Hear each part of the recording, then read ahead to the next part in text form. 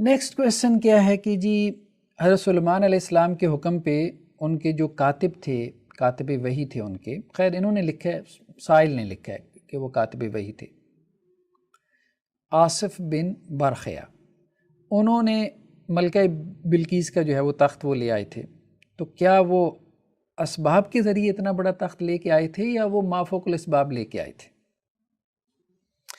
دیکھیں پھر وہی بات ہے کہ کہنے کو جب آپ سوال کو دیکھتے ہیں تو لگتا ہے کہ یار بڑی بات ہے، لیکن جب آپ اس سوال کا انالیسس کرتے ہیں تو معذرت کے ساتھ اس میں سے کچھ نہیں نکلتا، کچھ نہیں نکلتا۔ آپ جن آیات سے باتیں نکالنا چاہ رہے ہیں وہ بہت کمزور ہیں، وہ تارے عنکبوت ہیں، صحیح بات ہے۔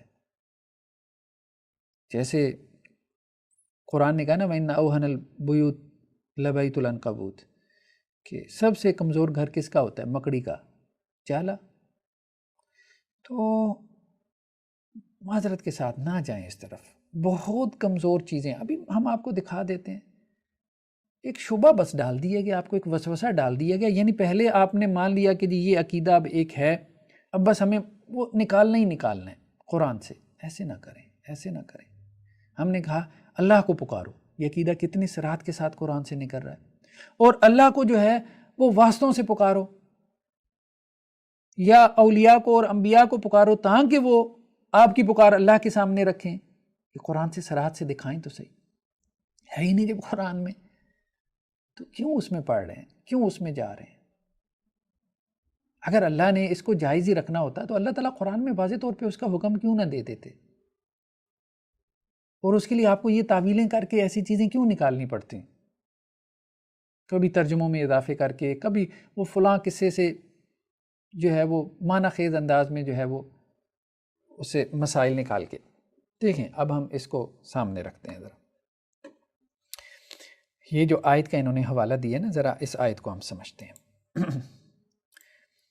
یہ آیت جو ہے یہ ہمارے سامنے دیکھیں، پہلی بات تو یہ قال افریت من الجن، ایک جو ہے وہ خبیث جن جو ہے وہ بولا، ٹھیک ہے، بہت بڑا جن بھی اس کا ترجمہ کیا جاتا ہے، کہ میں وہ تخت آپ کے حضور حاضر کر دوں گا قبل اس کے کہ حضور اجلاس برخاست کریں، اور میں بے شک اس پر قوت والا امانت دار ہوں۔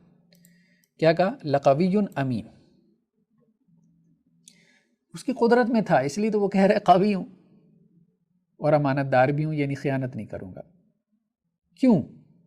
یہ متحت الاسباب تھا، وہی جنات کی پاورز اور ہیں، اللہ نے جو جنات کو قوتیں دی ہیں وہ انسانوں کو نہیں دی، جیسے اب یہ قرآن میں ہے، ٹھیک ہے، کہ یہ آسمان دنیا تک پہنچ جاتے ہیں۔ یہ دیکھیں وَأَنَّا لَمَسْنَا السَّمَاءَ فَوَجَدْنَاهَا مُلِيَتْ حَرَسًا شَدِيدًا وَشُهُبًا، ٹھیک ہے، کہ ہم نے آسمان کو ٹچ کر لیا، آسمانوں کو چھوا، احمد رضا خان صاحب کا ترجمہ ہے، تو اسے پایا کہ سخت پہرے اور آگ کی چنگاریوں سے بھر دیا گیا۔ اب انسان تو آسمان تک نہیں پہنچ سکتا کیونکہ اللہ نے اسے طاقت ہی نہیں دی، جن پہنچ سکتا ہے کہ اس کے پاس طاقت ہے، ٹھیک ہے، تو جنات کے پاس طاقت ہے ایک، تو وہ متحت الاسباب ہی ہے، وہ ما فوق الاسباب ہے ہی نہیں۔ یہ جو نیکسٹ ہے قال الذی عندہ علم من الکتاب انا آتیک بہ قبل ان یرتد الیک طرفک، تو جس کے پاس کتاب کا علم تھا اس نے کہا کہ میں آپ کے پاس لے کے آؤں گا اس سے پہلے کہ آپ کی پلک جھپکے۔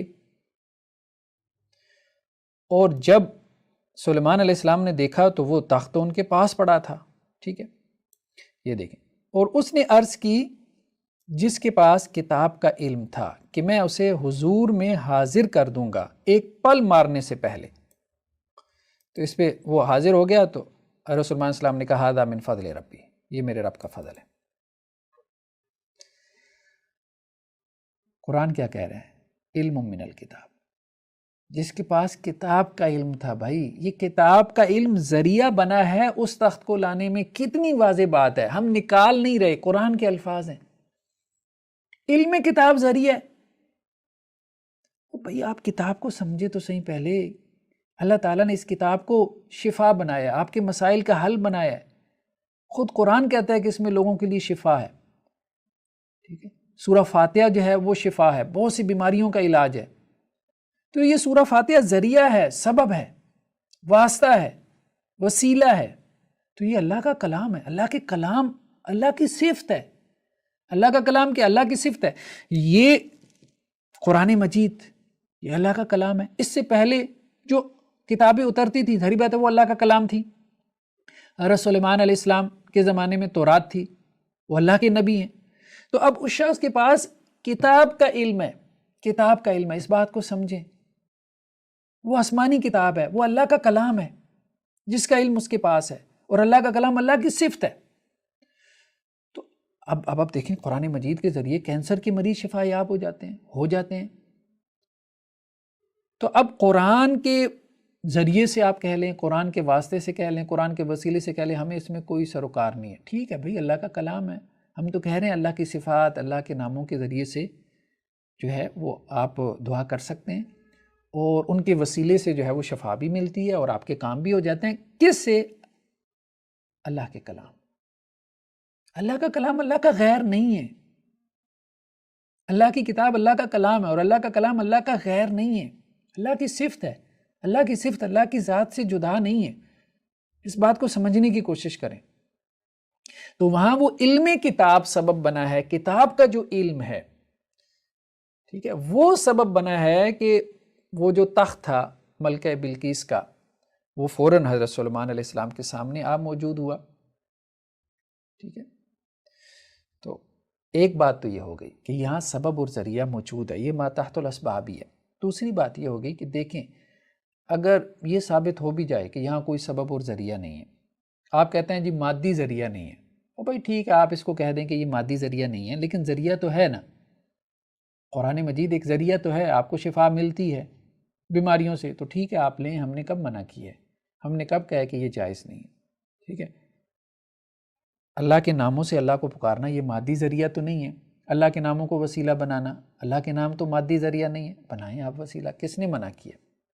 آپ کے جو نیک اعمال ہیں وہ کوئی مادی چیز تو نہیں ہے، ان کو آپ وسیلہ بنائیں، بالکل بنائیں. کسی زندہ شخص کو اللہ کی جناب میں وسیلہ بنانا، اس سے دعا کرنا، یا اللہ سے کے سامنے جو ہے دعا کروانا اس سے، تو یہ کوئی مادی وسیلہ تو نہیں ہے؟ نہیں ہے، جائز ہے، بالکل جائز ہے. تو ہم یہ تو نہیں کہہ رہے کہ مادی جو ہے اور غیر مادی، یہ فرق تو ہم نے کیا ہی نہیں ہے. ٹھیک ہے. تو اس بات کو تھوڑا سا جو ہے وہ انڈرسٹینڈ کریں، سمجھیں باتوں کو. اصل چیز جو ہے وہ شرک اللہ نے حرام قرار دیا ہے. بیسیکلی آپ کے وسیلے کی صورتیں جو ہے نا بعض اوقات شرک تک پہنچا دیتی ہیں، اور بعض اوقات وہ شرک تک نہیں پہنچاتی لیکن شرک تک پہنچنے کا ذریعہ بن سکتی ہیں، ذریعہ بن سکتی ہیں. یہ بات ذہن میں رکھیں. تو اس لیے اس کو سدن لے ذریعہ جو ہے وہ دین نے منع کیا. تو یہاں پہ کیا ہے؟ ایک تو علم کتاب ہے. ٹھیک ہے جی. اس علم کتاب کی وجہ سے جو ہے وہ تخت وہاں پہ حاضر ہوا ہے. ٹھیک ہے. اور اگر آپ کہہ دیتے ہیں کہ جی یہ جو ہے وہ ما تحت الاسباب نہیں تھا، یہ غیر مادی ذرائع تھے، یہ ما فوق الاسباب تھا، پھر بھی ہمیں یہ حکم نہیں ہے کہ ہم مانگیں. ہمیں یہ حکم نہیں ہے کہ ہم مانگیں. ٹھیک ہے. نبی جو ہے وہ معجزہ دکھا دیتا ہے اپنی زندگی میں، وہ ما فوق الاسباب ہوتا ہے. لیکن اللہ نے کہیں پہ نہیں کہا کہ اگر معجزہ دکھا دیا نبی نے تم کو تو تم مجھے چھوڑ کے نبی سے مانگنا شروع کر دو. یہ اللہ نے نہیں کہا. تو دیکھیں، اب آپ دیکھیں کہ ٹھیک ہے، اب اس میں یہ بھی دلیل دیتے ہیں کہ جی فرشتے ہیں وہ اللہ کے احکامات کو نافذ کرنے پہ لگے ہیں. ٹھیک ہے.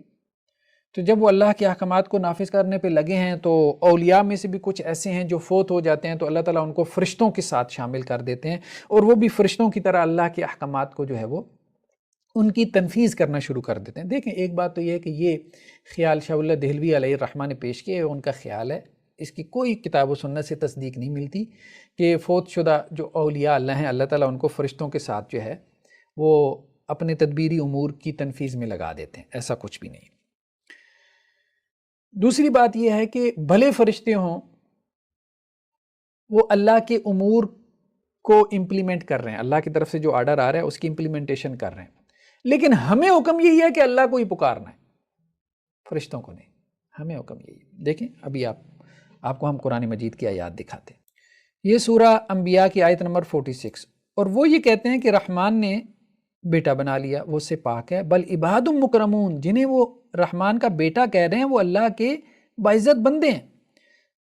اور یہ کن بندوں کی بات ہو رہی ہے؟ لا یسبقونہ بالقول وہم بامرہ یعملون، جو بات میں اس سے سبقت نہیں کرتے اور وہ اس کے حکم کے کاربند رہتے ہیں. یعنی یہ فرشتوں کی بات ہو رہی ہے. یعلم ما بین ایدیہم وما خلفہم، اللہ جانتا ہے جو ان کے آگے ہے جو ان کے پیچھے ہے، ولا یشفعون الا لمن ارتضی، اور وہ شفاعت نہیں کرتے مگر اس کے لیے جسے اللہ پسند کرے، وہم من خشیتی مشفقون، اور وہ اللہ کے خوف سے ڈر رہے ہیں، ومن یقل منہم انی الہ من دونہ فذلک نجزی جہنم، اور جو ان میں سے کہے گا کہ میں اللہ کے علاوہ معبود ہوں تو اس کو ہم جہنم میں ڈالیں گے، کذالک نجزی الظالمین، اسی طرح ہم ظالموں کو سزا دیتے ہیں۔ فرشتوں کی بات ہو رہی ہے، ٹھیک ہے، یہ فرشتوں کی بات ہو رہی ہے۔ اس میں آپ جو ہے وہ مختلف تراجم بھی دیکھ سکتے ہیں کہ یہ فرشتوں کی بات ہو رہی ہے، کچھ آپ جو ہے وہ اس میں مختلف تفاسیر بھی دیکھ سکتے ہیں۔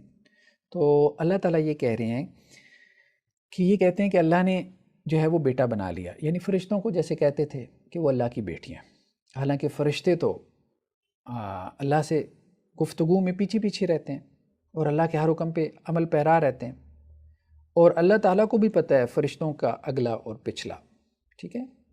ولا یشفعون الا لمن ارتضی، یہ اہم چیز ہے، ولا یشفعون الا لمن ارتضی، وہ فرشتے اگر سفارش بھی کریں گے نا تو اس کے لیے جس کے لیے اللہ تعالیٰ پسند کرے گا، جس کے لیے اللہ تعالیٰ پسند کرے گا اس کے لیے سفارش کریں گے، یہ نہیں کہ جس کے لیے وہ پسند کریں گے، جس کے لیے اللہ پسند کرے گا اس کے لیے سفارش کریں گے، یعنی وہ سفارش کرنے میں بھی اللہ کی پسند کے محتاج ہیں۔ یہی انبیاء کا معاملہ ہے۔ شفاعت پہ ہم علیحدہ سے ایک پورا لیکچر ریکارڈ کریں گے قرآن مجید کی روشنی میں۔ وَهُم مِّن خَشْيَتِهِ مُشْفِقُونَ، اور وہ اللہ کے خشیت سے ڈرتے رہتے ہیں، یعنی جن کو انہوں نے معبود بنا لیا ہے، ٹھیک ہے، وہ اللہ کے بندے ہیں، وہ تو اللہ سے ڈرتے رہتے ہیں، ہر وقت اللہ سے ڈرتے رہتے ہیں، اور یہ ان کی عبادت پہ لگے۔ اب آپ دیکھیں مشرکین مکہ فرشتوں کی کیا عبادت کرتے تھے؟ بت بنائے ہوئے تھے، بتائیں بت بنائے ہوئے تھے؟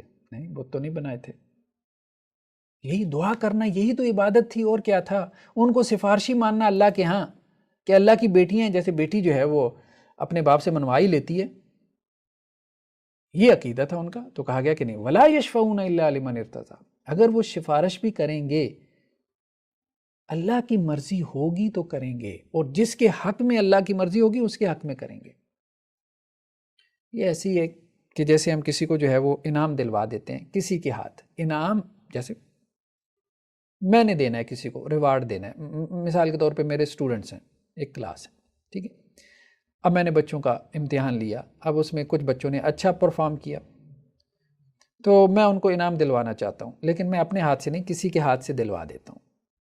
یہ اللہ تعالیٰ کسی کو معاف کرنا چاہیں گے اس کی پرفارمنس دیکھ کے، تو درمیان میں کسی کے واسطے سے جو ہے وہ اس کو معاف کر دیں گے اللہ تعالیٰ۔ اس بات کو سمجھیں، ہمارے ہاں بہت ساری چیزوں میں جو ہے نا، اسی طرح اب آپ دیکھیں یہ جو قرآن مجید کی آیت ہے، وَجَعَلُوا الْمَلَائِكَةَ الَّذِينَ هُمْ عِبَادُ الرَّحْمَنِ إِنَاثًا، انہوں نے ملائکہ کو جو رحمان کے بندے ہیں عورتیں ٹھہرایا، اور انہوں نے فرشتوں کو کہ رحمان کے بندے ہیں عورتیں ٹھہرایا، ٹھیک ہے۔ اَشَهِدُوا خَلْقَهُمْ، کیا وہ ان کی تخلیق کے وقت حاضر تھے؟ سَتُكْتَبُ شَهَادَتُهُمْ وَيُسْأَلُونَ، تو اب ان کی شہادت لکھی جائے گی اور ان سے سوال کیا جائے گا۔ تو وہ فرشتوں کو جو ہے وہ اللہ کی جو ہے وہ بیٹیاں سمجھتے تھے، اور جیسے بیٹیاں لاڈ پیار سے اللہ سے منوا لیتی ہیں ایسے، تو اب وہ فرشتوں سے استغاثہ کرتے تھے، بھائی استغاثہ کرتے تھے فرشتوں سے، کوئی بت بنا کے ان کی پوجا نہیں کرتے تھے، ان کو مستحق عبادت نہیں سمجھتے تھے، بس یہ سمجھتے تھے کہ جیسے بیٹی جو ہے وہ اپنے باپ سے سفارش کر کے لاڈ پیار کر کے کوئی چیز جو ہے وہ نکلوا سکتی ہے، ایسے یہ بھی کر سکتے ہیں، تو ہمیں ان کو پکارنا ہے، ان کے ذریعے سے جو ہے وہ واسطہ ڈلوا کے اللہ سے کام نکلوانا ہے۔ اب دیکھیں یہ سورہ صافات ہے، ٹھیک ہے، اس میں تو جنات کا بھی تذکرہ ہے، وَجَعَلُوا بَيْنَهُ وَبَيْنَ الْجِنَّةِ نَسَبًا، یہ احمد رضا خان صاحب کا ترجمہ ہے، اور اس میں یعنی اللہ میں اور جنوں میں انہوں نے رشتہ ٹھہرایا۔ وَلَقَدْ عَلِمَتِ الْجِنَّةُ إِنَّهُمْ لَمُحْضَرُونَ، حالانکہ جنوں کو معلوم ہے کہ وہ ضرور حاضر کیے جائیں گے، یعنی جنات اللہ کے رشتہ دار کہاں سے ہو گئے؟ قیامت والے دن وہ بھی اللہ کے سامنے حاضر ہوں گے، جیسے انسان حاضر ہوں گے، جیسے انسان جنت جہنم میں جائیں گے ایسے جنات بھی جنت جہنم میں جائیں گے، ٹھیک ہے۔ سورہ رحمان جو ہے وہ آپ اٹھا کے دیکھیں، دونوں سے خطاب ہے، انسانوں سے بھی اور جنات سے بھی۔ تو لیکن مشرکین مکہ میں کچھ لوگ ایسے تھے، پھر دیکھیں وَجَعَلُوا بَيْنَهُ وَبَيْنَ الْجِنَّةِ نَسَبًا، انہوں نے اللہ اور جنات کے درمیان بھی رشتہ داری نکال لی، ٹھیک ہے۔ اب اس رشتہ داری کی بنیاد پہ جنات سے استغاثہ کرتے تھے، مدد مانگتے تھے، دعائیں کرتے تھے، تو جنات سے استغاثہ ہو ٹھیک ہے، یا فرشتوں سے استغاثہ ہو یا انسانوں سے استغاثہ ہو، بالکل بھی جائز نہیں ہے۔ مطلب وہی، مطلب ہم نے یہ بنیاد تو ہم نے قائم کر دی ہے نا، اس بنیاد کو بس سامنے رکھیں۔ ایک ہے زندہ سے جو ہے وہ کوئی مدد طلب کرنا، اس لیے کہ اس میں شرک کا پہلو نہیں ہے، اس میں شرک کا پہلو نہیں ہے۔ لیکن جو موجود نہیں ہے، غیر حاضر ہے، ٹھیک ہے، اس سے استغاثہ کرنا، یعنی کوئی بندہ یہاں پہ ہے ہی نہیں، دنیا کے کسی دوسرے کونے میں بیٹھا ہے، آپ اس کو پکاری جا رہے ہیں، استغاثہ کر رہے ہیں، تو یہ بھی شرک ہے۔ جو فوت ہو چکا دوسری دنیا میں چلا گیا، اس سے استغاثہ کرنا، یہ بھی شرک ہے۔ فرشتوں سے اور جنات سے استغاثہ کرنا، یہ بھی شرک ہے۔ ہاں، خبر لینے میں جنات سے کوئی حرج نہیں ہے، جبکہ وہ آپ کے آمنے سامنے ہوں، جیسے آپ کسی انسان سے سامنے خبر لے لیتے ہیں، کوئی حرج نہیں، یہ اور چیز ہے۔ استغاثہ جائز نہیں ہے کہ تم ہمارا جو ہے وہ کام کر دو۔ دیکھو اس طرح سے یہ کہنا کہ جی فرشتے جو ہے وہ اللہ تعالیٰ کے امور کے اوپر لگے ہوئے ہیں، ان کی امپلیمنٹیشن اللہ کے آرڈرز کی، تو اس لیے ہم ان سے مانگ سکتے ہیں۔ دیکھیں پھر تو ہر چیز ہی جو ہے وہ اللہ کے حکم پہ لگی ہوئی ہے۔ یہ قرآن مجید کی آیات دیکھیں، وَمَن يُرْسِلُ الرِّيَاحَ بُشْرًا بَيْنَ يَدَيْ رَحْمَتِهِ، ہوائیں جو ہے، ہوائیں جو آ کے بادلوں کو ہانک کے لا رہی ہیں اور بارشیں برسا رہی ہیں، ہواؤں کو چلانے والا کون ہے؟ اللہ۔ اگر میرا یہ عقیدہ ہو کہ بھئی ہواؤں کو بھیجنے والا اللہ ہے، میں ہواؤں کو مستقل بالذات نہیں سمجھ رہا، متصرف بالذات نہیں سمجھ رہا، میں ہواؤں کو یہ نہیں سمجھ رہا کہ جی یہ مستحق عبادت ہیں، لیکن میں ہواؤں کو کہتا ہوں بھئی بارشیں برسا دو، میں دعا کے لیے ہاتھ اٹھاتا ہوں اور ہواؤں سے کہتا ہوں کہ اے ہواؤ میری جو ہے نا کھیتی کو سیراب کر دو، ٹھیک ہے، اور درمیان میں اللہ کا نام نہیں لیتا۔ یا میں ہواؤں سے کہتا ہوں کہ میں تم سے دعا کر رہا ہوں، تم اللہ سے دعا کرو، تو کوئی معقول آدمی ہے اس بات کو سمجھے گا، ٹھیک ہے۔ اسی طرح اب آپ دیکھیں سورج ہے، انسان کو کتنا فائدہ پہنچا رہا ہے، کتنا نفع پہنچا رہا ہے۔ آپ یہ کہہ رہے ہیں نا کہ جی فرشتوں کے توسط سے ہمیں فائدہ اور پہنچ رہا ہے، نقصان پہنچ رہا ہے، ٹھیک ہے، یا اولیاء اللہ کو جو ہے وہ فوت ہو چکے تو وہ بھی نچلے جو فرشتے ہیں ان کی صفوں میں شامل ہو گئے اللہ کے امور کی تدبیر اور تنفیذ میں۔ تو اللہ کی اور مخلوقات نہیں ہیں جو اللہ کے احکامات کی تدبیر اور تنفیذ کرنی ہے، ان کو امپلیمنٹ کر رہی ہیں اور ہمارے لیے نفع کا باعث بن رہی ہیں۔ جیسے سورج ہے، سورج سے زیادہ نفع ہمیں کس سے حاصل ہو رہا ہے؟ مجھے بتائیں۔ فصلیں اس سے تیار ہو رہی ہیں، دھوپ ہمیں مل رہی ہے، وٹامن ڈی ہمیں مل رہا ہے اس سے۔ سورج نہ ہو تو یہ ساری زندگی جو ہے وہ تباہ و برباد ہو جائے۔ تو ہم کبھی سورج کو کہیں کہ بھائی اے سورج میاں، ہم آپ کو مستحق عبادت نہیں سمجھتے، ٹھیک ہے، متصرف بالذات نہیں سمجھتے، آپ عبادت کے لائق نہیں ہو، لیکن ہم آپ کے سامنے رکھتے ہیں، آپ اپنے رب کے سامنے ہماری بات رکھو۔ کیا یہ جائز ہوگا؟ عقل مندی ہوگی؟ ٹھیک ہے، بھلے وہ بات سورج سے متعلق ہو، چلیں آپ سورج سے بیٹا نہ مانگیں، آپ سورج سے روشنی کی بات کریں، روشنی نہیں ہو رہی، سورج نہیں نکل رہا، تو آپ سورج کو کہتے ہو کہ بھائی ہم آپ سے مانگتے ہیں، آپ اللہ سے مانگو اور طلوع ہو جاؤ، مہربانی کرو، بہت عرصے سے تم طلوع نہیں ہوئے، موسم جو ہے وہ بڑا اپسیٹ ہے، بڑا خراب ہے۔ یہ دیکھیں ملکہ سبا، انی وجدت امرأۃ تملکہم وأوتیت من کل شیء ولہا عرش عظیم۔ ملکہ سبا کے بارے میں کیا آتا ہے؟ وأوتیت من کل شیء، اسے ہر چیز دی گئی تھی، ہر چیز دی گئی تھی اسے۔ اللہ نے ملکہ سبا کو ہر چیز دی تھی، اب ہم اس سے مانگنا شروع کر دیں کیا؟ وہ بتائیں تو صحیح، اس کو ہر چیز ملی تھی، اس سے مانگنا شروع کر دیں تو کسی کے پاس کچھ ہونا اس بات کی دلیل ہے کہ میں اس سے مانگنا شروع کر دوں؟ اور بھائی یہ تو دنیا میں دلیل نہیں بنتی کسی کو اللہ نے دے کے رکھا ہوا ہے تو میں اس سے مانگنا شروع کر دوں، یہ تو اس کی دلیل نہیں بنتی۔ میں نے تو اللہ سے مانگنا ہے۔ آپ کے ارد گرد کتنے لوگ ہیں جن کو اللہ نے دے رکھا ہے؟ بہت دیا ہوا ہے نا، وافر دیا ہوا ہے، تو آپ اللہ کے بجائے ان سے مانگنا شروع کر دیں، ان کے گھر کے سامنے کھڑے ہو جائیں یا انہیں کہیں یار مجھے دے دو، مجھے گاڑی ضرورت ہے، مجھے جو ہے وہ، ٹھیک ہے، لوگ مانگتے بھی ہیں، لوگ مانگتے بھی ہیں، لیکن وہ اپنے وقار کو مجروح کر کے مانگتے ہیں، اور اس کو پسند نہیں کیا جاتا کہ ایک انسان کے سامنے ہاتھ پھیلائے۔ کوئی بھی عزت دار انسان اس کو پسند نہیں کرتا۔ تو زندگی میں ہم اس کو پسند نہیں کرتے، اور آپ کہہ رہے ہیں کہ جی فوت ہونے کے بعد تو اختیارات ثابت بھی ہو جائیں تو پھر بھی مانگنا اللہ سے ہے، انسانوں سے نہیں۔ یہ دیکھیں قرآن مجید کی ایک اور آیت ہمارے سامنے آ گئی، یہ سورہ یونس کی آیت ہے، وَيَوْمَ نَحْشُرُهُمْ جَمِيعًا، جس دن ہم ان سب کو جمع کریں گے، ثُمَّ نَقُولُ لِلَّذِينَ أَشْرَكُوا مَكَانَكُمْ أَنْتُمْ وَشُرَكَاؤُكُمْ، ٹھیک ہے، اور جس دن ہم ان سب کو اٹھائیں گے پھر مشرکوں سے فرمائیں گے اپنی جگہ رہو تم اور تمہارے شریک، تم اور تمہارے شریک، تو ہم انہیں مسلمانوں سے جدا کر دیں گے، اور ان کے شریک ان سے کہیں گے تم ہمیں کب پوجتے تھے، ٹھیک ہے، اللہ اکبر۔ اب یہ ترجمے ہیں، شریک بھی اٹھائے جائیں گے اور وہ اللہ کے جو شریک تھے جن کو انہوں نے اللہ کا شریک بنایا ہوا تھا وہ بھی اٹھائے جائیں گے، پیش کیے جائیں گے، اور جو ان کی عبادت کرتے تھے وہ بھی پیش کیے جائیں گے، دونوں پیش ہوں گے۔ تو بھائی یہ بت کہاں تھے؟ یہ انبیاء اور اولیاء اور صالحین ہی ہیں، اس بات کو سمجھنے کی کوشش کریں، قرآن اس حوالے سے بہت واضح ہے، اس بات کو اچھے سے سمجھنے کی کوشش کریں، ٹھیک ہے۔ تو یہ نہیں ہے کہ جی اللہ نے کچھ چیزوں کو جو ہے وہ انسانوں کی خدمت پہ لگا دیا یا اللہ نے مسخر کر دیا، جیسے اللہ تعالیٰ تو یہ کہتے ہیں کہ سب کچھ ہی مسخر ہے نا، یغشی اللیل النہار یطلبہ حثیثا والشمس والقمر والنجوم مسخرات بامرہ الا لہ الخلق والامر، سب اللہ کے حکم سے جو ہے وہ اللہ کے احکامات کے نفاذ میں لگے ہیں۔ تو اب میں یہ کہوں کہ سورج چاند ستارے سب اللہ کے احکامات کے نفاذ میں لگے ہیں، تو جس طرح فرشتے لگے ہیں تو میں فرشتوں کو بھی پکاروں تو پھر ان کو بھی پکارنا شروع کر دوں، وہ بھی تو اللہ کا ہی حکم پورا کر رہے ہیں، اور میں ان کو مستحق عبادت نہ سمجھوں، پیچھے سمجھوں کہ اللہ تعالیٰ مستحق عبادت ہے۔